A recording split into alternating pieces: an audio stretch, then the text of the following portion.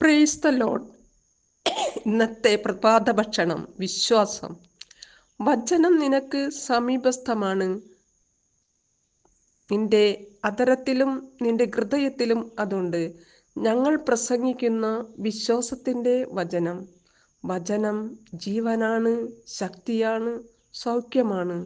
റോമ 10:17.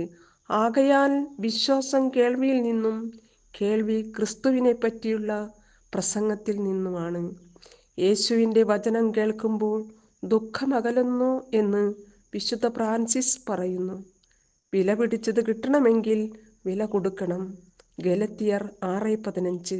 പരിച്ഛേദന കർമ്മം നടത്തുന്നതിലോ നടത്താതിരിക്കുന്നതിലോ കാര്യമില്ല, പുതിയ സൃഷ്ടിയാവുക എന്നതാണ് പരമപ്രധാനം. ദൈവമേ, അങ്ങയ്ക്ക് എന്നിൽ പ്രവർത്തിക്കുവാൻ തടസ്സമായതെല്ലാം മാറ്റി പരിശുദ്ധാത്മാവിനെ എന്നിൽ നിറയ്ക്കണമേ.